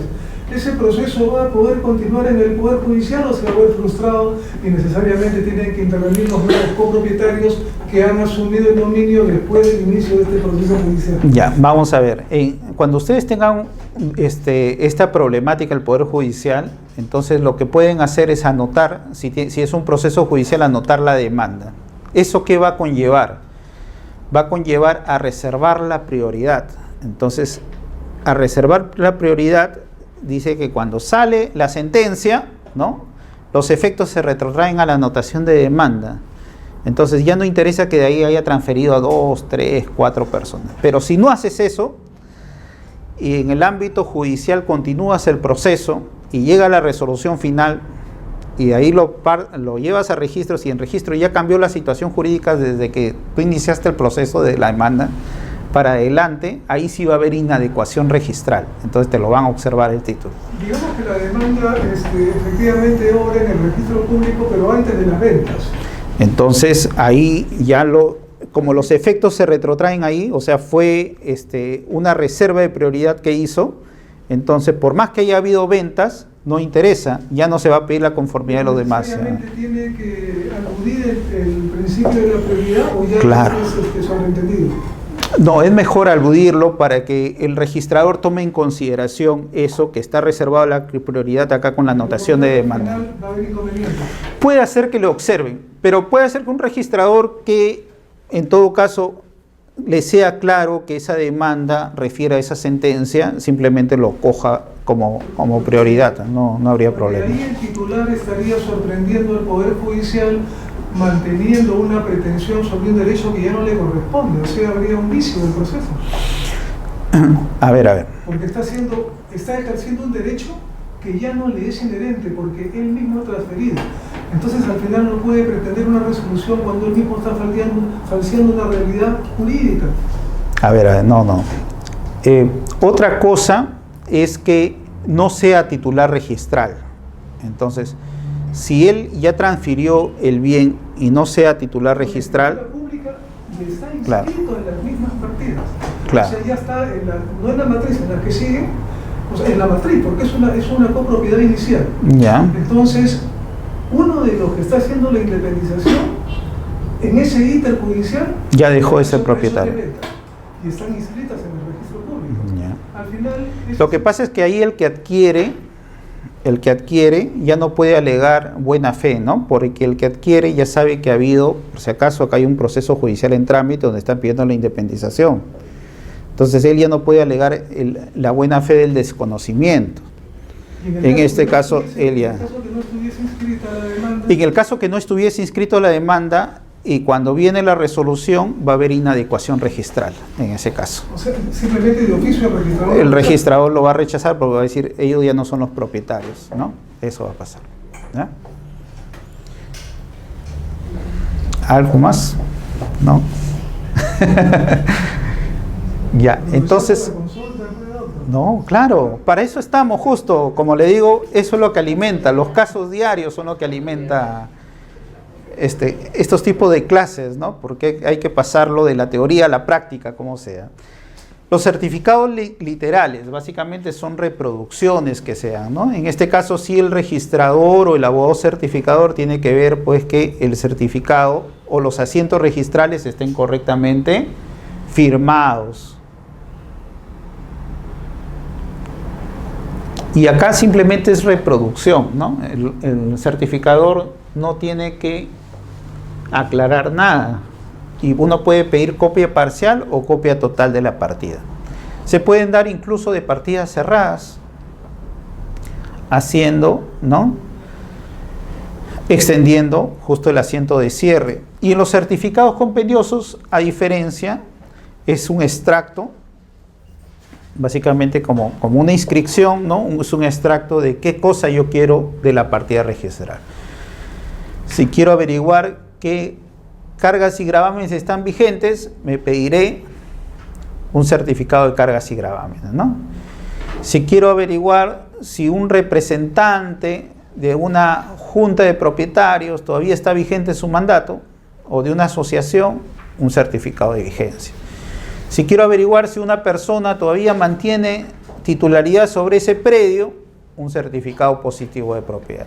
Si quiero, por el contrario, hacer referencia a que tal persona ya no tiene derecho de propiedad, un certificado negativo de propiedad, ¿no? Entonces, la existencia, inexistencia o vigencia, ¿no?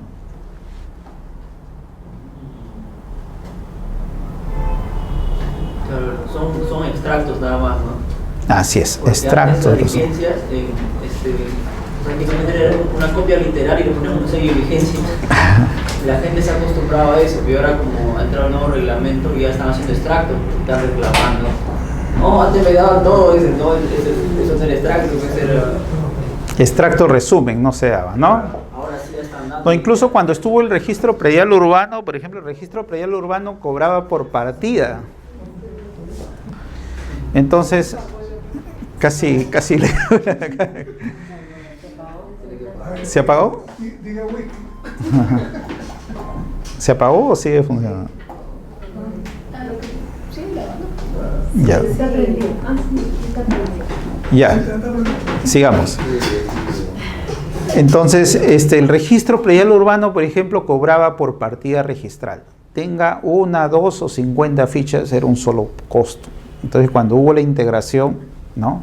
Registros Públicos cobra, sus tasas son por cara u hoja en todo caso, ¿no? En ese sentido se tuvo que variar pues el tipo de tasas registrales.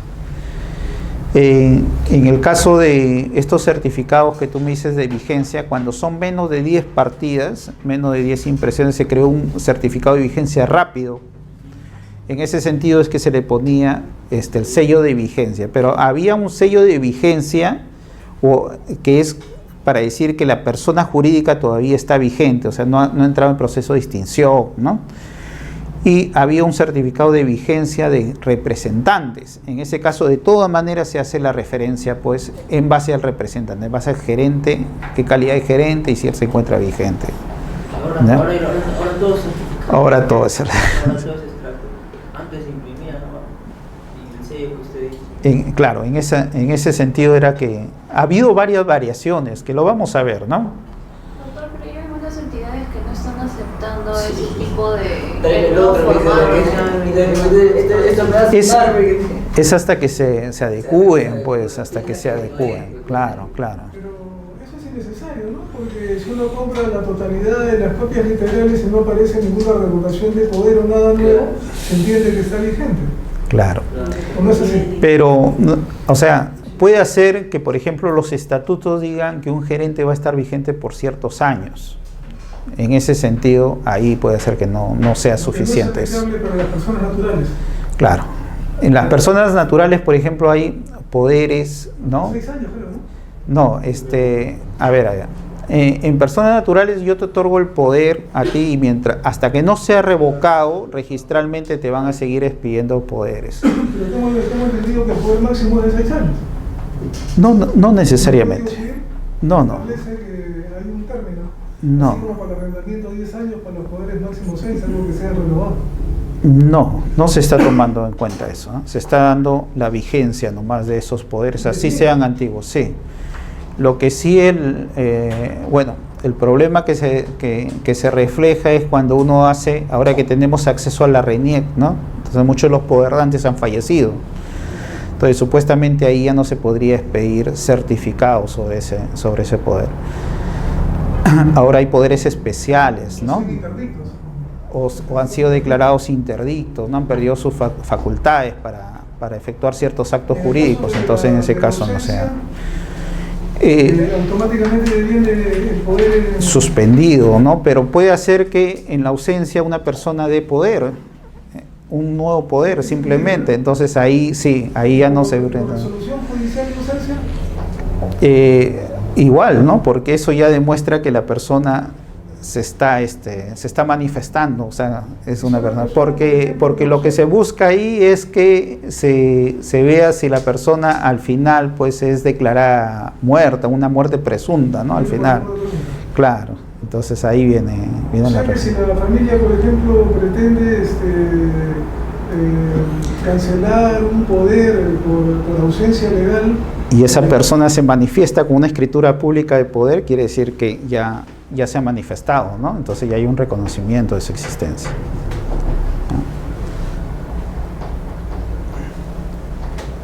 Entonces ya hemos visto esto, la variación de los certificados, ¿no? La factibilidad que ahora está ya normado el cambio de publicidad. Para los que brindamos publicidad esto es un alivio, porque antes con un certificado de copia literal de una propiedad, al final terminaban pidiéndote pues un certificado de vigencia de poder de una persona jurídica, ¿no? Porque no estaba muy bien entablado. Entonces, en referencia a esto ya ha incidido el tipo de certificado, cómo puede variar, ¿no? Si es de vigencia, por uno de no vigencia, en el caso de la persona desconocida, pues que ya había sido revocado.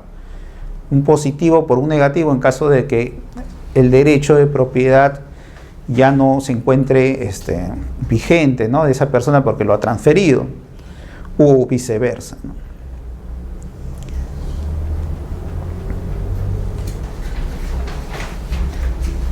También ha sido un poco ya limitada en referencia a los certificadores, qué cosa deberían observar, ¿no? En los títulos cuando emiten esta publicidad formal, ¿no?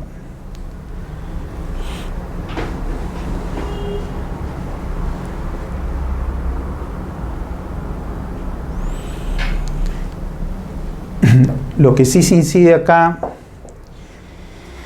es hacer referencia en estos tipos de observaciones cuál es el derecho total. Y ese derecho total, en su caso, cuando se va a otorgar el certificado, tiene que ser cancelado previamente, ¿no? Ahí no cabe que un pago a cuenta o pago parcial, como podría darse en todo caso en lo que son las inscripciones, ¿no?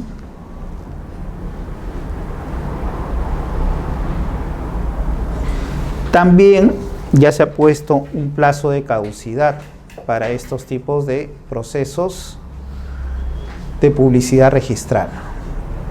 Antes no había, entonces a veces se presentaban con un certificado que lo había pagado hace 2, 3 años, ¿no? Y decía, quiero que me expidan la copia literal o quiero que me expidan el poder. Ahora se da la figura incluso del abandono.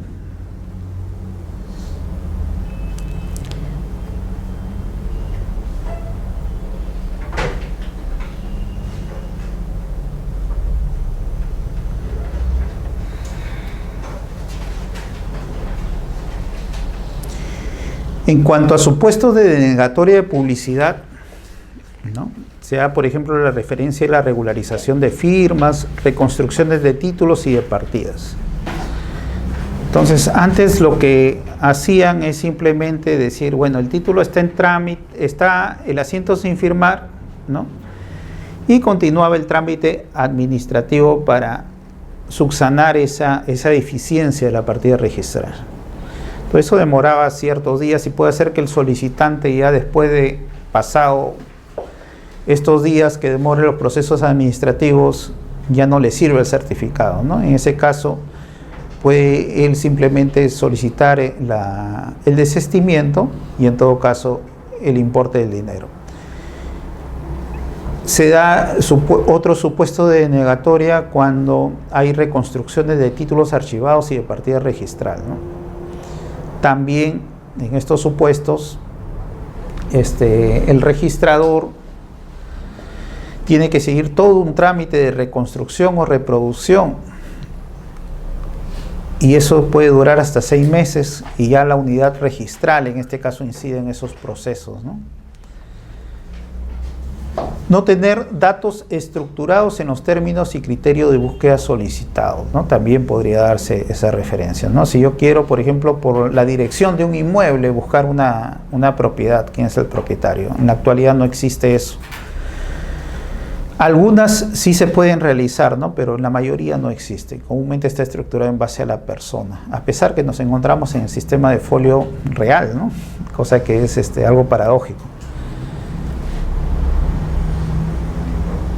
Doctor, entonces con dirección no se puede hallar inmueble. Si no está inscrita la numeración y vaciado en el índice no se puede. Solo por nombre de titular nomás. Por eso es que son cuando surgen esta facilidad de disposición de las AFP te piden eso, ¿no? Por el nombre del titular te piden. Doctor, y si por ejemplo una búsqueda solamente quieren aparecer que son propietarias, puede tener un rayón con lapicero. Por ejemplo, lo que pasa es que a veces cuando le piden a una persona quieren un número de partida, pero a veces hacen algunos rayones, la persona que busca tiene validez y lo puede aceptar, lo puede tramitar en alguna institución, algo. Las búsquedas son informaciones directas, informativas, no tienen validez para las entidades, ¿no? Entonces ahora también por la Ley de Procedimiento Administrativo General también pues toda alteración al documento le resta validez, ¿no? Entonces eso tiene que ser debidamente subsanado con una formalidad que más o menos le dé carácter de validez a la modificación de ese instrumento, ¿no? Entonces también ahí hay que tener cuidado cuando uno, quizá por facilitar la información al usuario, uno quiere hacer una aclaración, bueno, pero hágalo debidamente, pues, ¿no? Y no así con lapicero, cosas que le puedan prestar validez, ¿no? Al documento. Se da el abandono del procedimiento y se da la posibilidad de desistimiento del procedimiento, ¿no? Esto es nuevo porque antes no había la facilidad de desistirse del proceso, en todo caso continuaba, salvo que sea en el mismo día por extorno del dinero, ¿no? o por causas imputables en todo caso a registros. Doctor, una consulta. Dígame. En lo que son los supuestos de denegatoria y la publicidad formal, ¿son supuestos en los cuales la SUNAT ha fallado, por así decirlo? No, simplemente no es que haya fallado, sino que no se puede pedir la publicidad certificada, porque la publicidad certificada, a diferencia de la copia informativa, no está dirigido al solicitante, sino está dirigido a una autoridad, al tercero, ¿no? Entonces la publicidad tiene que ser correctamente emitida. Tú no puedes emitir publicidad de un asiento sin firma, por ejemplo. Entonces le resta validez, ¿no? O de una partida registral sabiendo que le faltan hojas, o en todo caso están deterioradas, que no se pueden visualizar.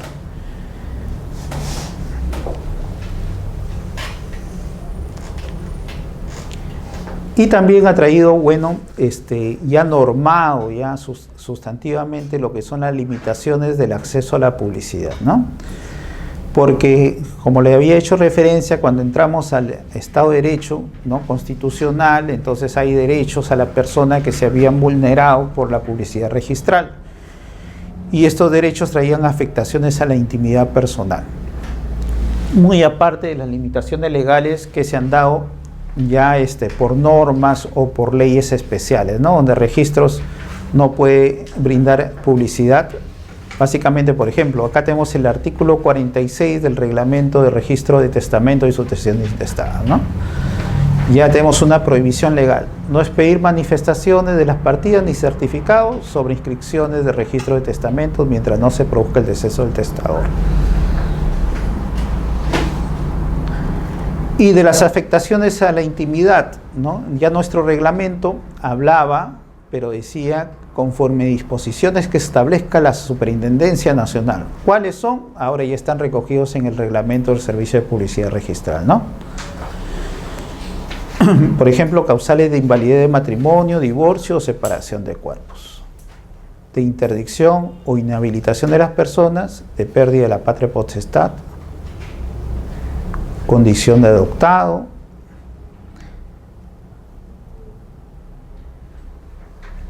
causales de inicio del procedimiento concursal, ¿no?,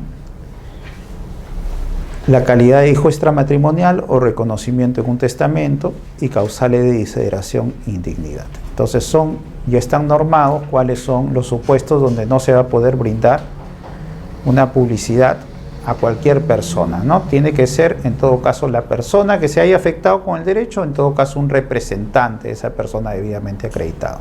Doctor, ¿podría ver el concepto de las causales de procedimiento concursal de personas naturales? Claro, cuando una persona está, igual que una persona jurídica, cuando está en reestructuración, también una persona natural puede estar en esos procesos por deudas, ¿no? Entonces ahí hay un sometimiento de estas personas como persona natural. Entonces eso es algo reservado, ¿no? Eso es algo reservado a esas personas y no se puede brindar información.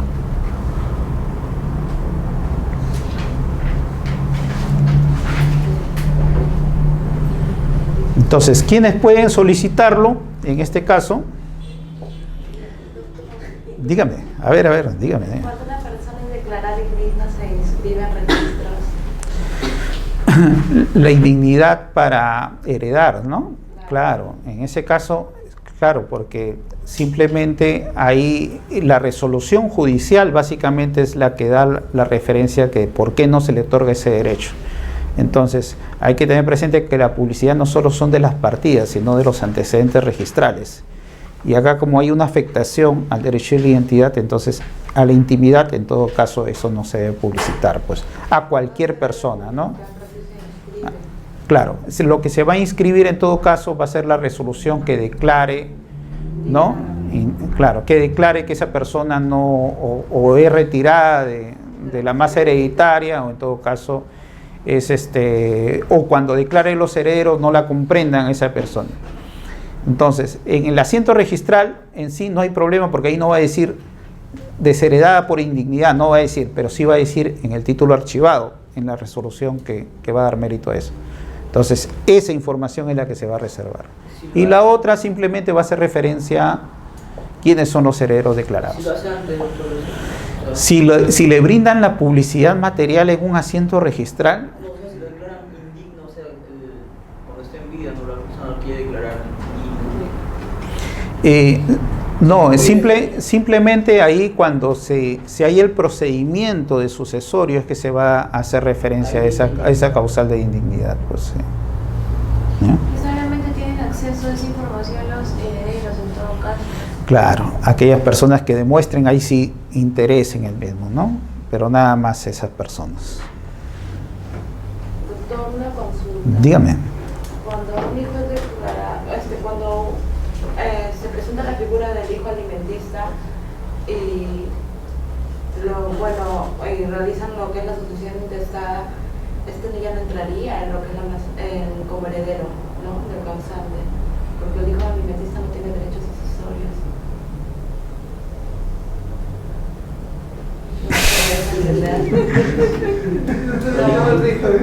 Sí, sí me entienden. Claro, o sea, tuvo un reconocimiento en una partida donde el papá nunca lo firmó, pero en todo caso, de todas maneras, el juez le determinó que necesitaba pasarle alimentos, claro, pero en todo caso no trae derechos sucesorios originados por esa. En su caso, ahí tendría que pedir el reconocimiento pues, judicial, ¿no? Si es que no lo ha firmado el papá nunca en la partida, ¿no? A pesar de, muy aparte de los derechos alimentarios que tenga, pues, ¿no? Porque ahí la mamá es la que pide el derecho alimentario a su hijo. O sea, no hay problema. Tienen que hacer ¿cómo se llama? Su filiación. Su filiación, claro.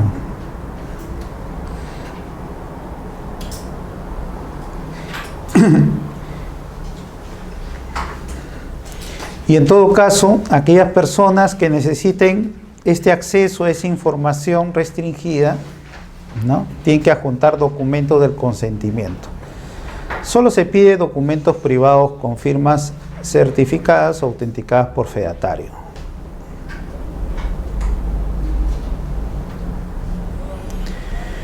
En la información de las partidas cerradas, como les hago referencia, sí se pueden expedir copias literales. En el caso de compendiosos sí hay una restricción, siempre y cuando, ¿no?, induzca error. Pero si no induce error, no hay problema, también se podría expedir información compendiosa de ese certificado, de esa partida registral. Los documentos incorporados indebidamente a los títulos archivados, ¿no?, que es una referencia que a veces los registradores dejan que en el expediente consten que han efectuado el trámite de consultas en los índices, determinado consultas en RENIEC, determinado consultas quizá de expedientes en el Poder Judicial o en el módulo del notariado, ¿no?, para ver que sí figuraba válido ese documento. Pero como esos documentos no sustentan en sí el acto de derecho publicitado, no deberían formar parte de los títulos archivados. ¿Por qué? Porque incrementan los costos más que todo, ¿no? Y en todo caso, la labor interna del registrador, pues es una labor que sí o sí la tiene que realizar verificando esta información.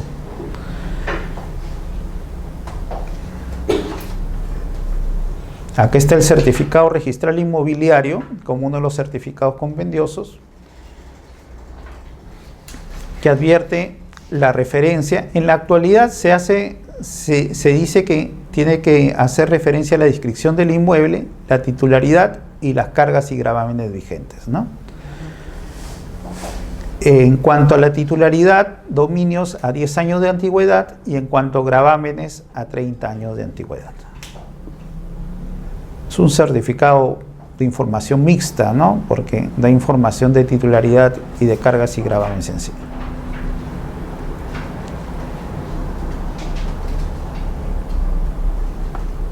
Se ha ampliado en cuanto a la descripción del inmueble, hace referencia no solo de la descripción perimetral y áreas, sino si hay fábricas, ampliaciones, demoliciones en su caso. Entonces, más trabajo para los abogados certificadores y registradores, ¿no? Los certificados positivos de propiedad básicamente hacen referencia a la titularidad que actualmente se encuentra vigente. Cuando escribís 10 años, entiendo, hasta 10 años. 10 años de antigüedad. Hasta, Sí. o sea, desde el 2010. Desde el día de hoy para atrás. a 10 años de antigüedad.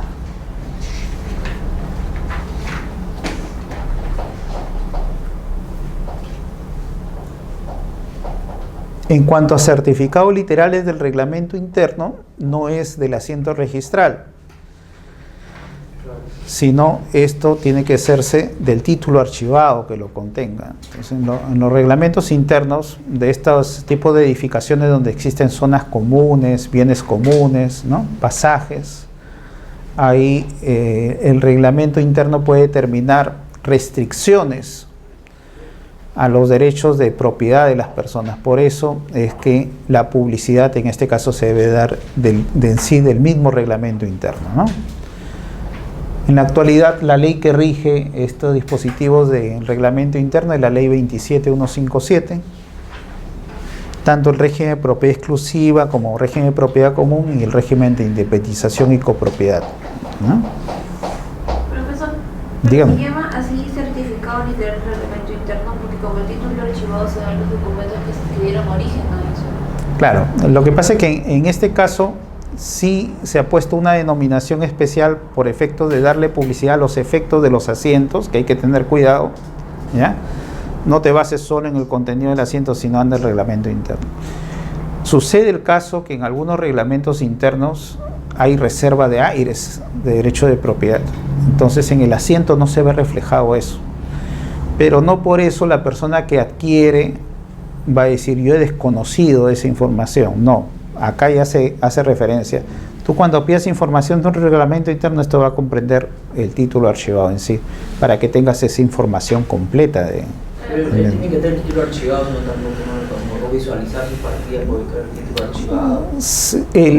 Ya va a ser labor pues del certificador, ¿no? En este caso hay que tener cuidado cuando van a expedir esos reglamentos y ya está contemplado en el reglamento, por eso se ha apartado especialmente este tipo de actos. Nos piden el archivado siempre. Sí, piden. Sí. Por ejemplo, hubo un tiempo que no se publicitaba reserva de aires. Entonces, eso constan en los títulos archivados, la reserva de aires, ¿no? El derecho sobre edificar sobre azoteas, techos, o que está reservado para el constructor. Después, esto se publicitaba dentro del asiento del reglamento interno. Y ahí se ponía un acápite, consta reserva de aires para el propietario constructor o para el departamento tal. Bueno, y en la actualidad ya se dice que se debe publicitar en un asiento aparte. En la actualidad es así. Entonces, verificando pues esos tipos de progresiones en cuanto a la publicidad de los reglamentos internos, ahora se dice, pues pidan por si acaso de todo el reglamento interno, ¿ya? Y la búsqueda catastral, ¿no? Que es un certificado compendioso, en todo caso la información que tiene nuestra área de catastro, nuestra oficina de catastro, que como les hice referencia, no es una oficina de catastro que hace o va al área o terreno a medir, sino es una oficina administrativa que recopila informaciones de las entidades generadoras de catastro, ¿ya? Como son municipalidades, COFOPRI, gobiernos regionales, etcétera, ¿no? Estos certificados van a ser expedidos por los abogados certificadores. Y en todo caso ellos sí van a tener que ver que el certificado coincida con la información de las partidas registrales. Entonces acá hay una especie de delegación de responsabilidad, no solo para el arquitecto ingeniero que le da la información del informe catastral al certificador, sino el certificador tiene que constatar eso con la partida registral. Y acá hay unos requisitos mínimos para pedir este certificado de catastro, ¿no? Que son recogidos básicamente lo que en su momento emitió la SUNAR como requisitos básicos para pedir estos certificados el año 2014.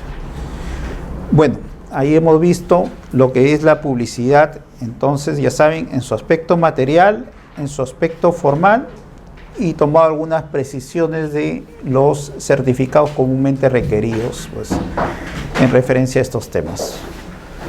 ¿Alguna pregunta? Lo que significa que una pareja que vive normalmente puede aparentar ocupando dos terrenos que tienen una separación de hecho, y con esa jurisprudencia del tribunal registral puede tener una doble titulación. Se presta para el abuso del derecho. Las uniones de hecho, la diferencia que hay, que ahora ya se publicitan, ¿no? Entonces en el registro personal. En el registro personal también se publicitan las separaciones de patrimonio. No, pero como estaba hablando de la adquisición por sucapio, entonces se prestaría para este abuso del derecho, ¿no?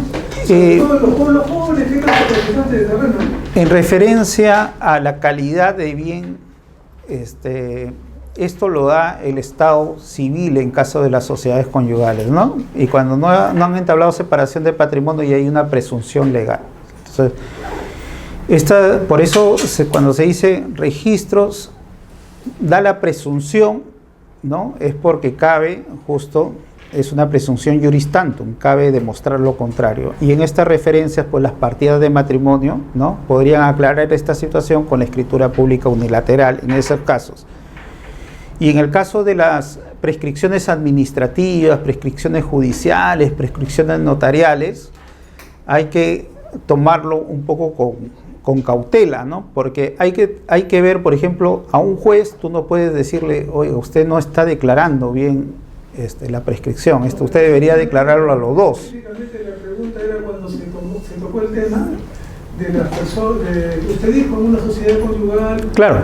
Entonces en esos sucapios podría prestarse para que al conocimiento de estos señores traficantes de terreno materialicen eso basado en la jurisprudencia del tribunal registral. Al revés. ¿Por qué? Porque la jurisprudencia del tribunal registral ha ido en el caso contrario. O sea, ellos han interpretado que la usucapión, al no ser oneroso ni al ser gratuito, entonces se enfoca que la presunción es que se adquiere a favor de ambos. Entonces, esa es la presunción que ha tomado el tribunal registral para darle claridad a esto. ¿Ya? En ese sentido. Bueno, muchas gracias por su paciencia, gracias por su constancia. Nos vemos hasta una próxima oportunidad. Nos vemos. Gracias.